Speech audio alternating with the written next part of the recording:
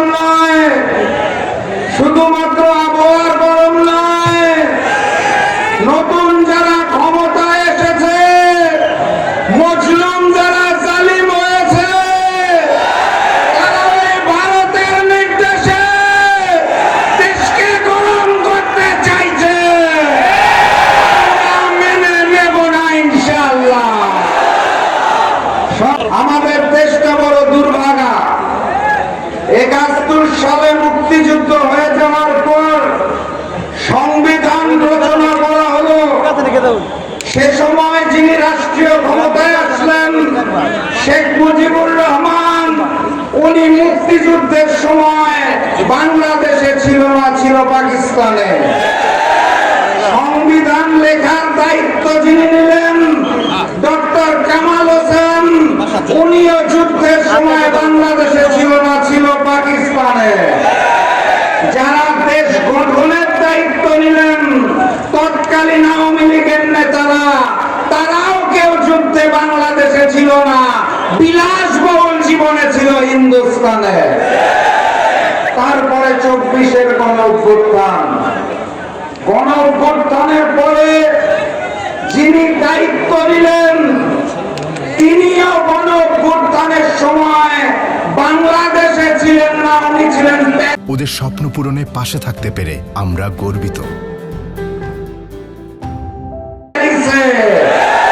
Doctor Mohammad ইউনূসের কথা বলছি।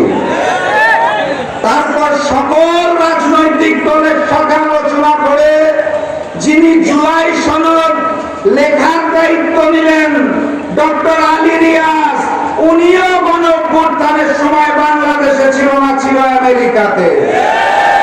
ভাগ্যের কি নির্মম পরিহাস! সেই জুলাই সনদ বাস্তবায়নের জন্য যারা দায়িত্ব গ্রহণ করলো ম্যানেজ ভোটের মাধ্যমে, সেই ম্যানেজ ভোটের প্রধানমন্ত্রী জুলাই গণ অভ্যুত্থানে বাংলাদেশে ছিল না, ছিল লন্ডনে। আরেকজন যিনি প্রক্সি প্রধানমন্ত্রী হয়েছেন, সকল বিষয়ে যার নখদর্পণে, উনিও জুলাই গণ অভ্যুত্থানে বাংলাদেশে ছিল না, ছিল শিলংয়ে।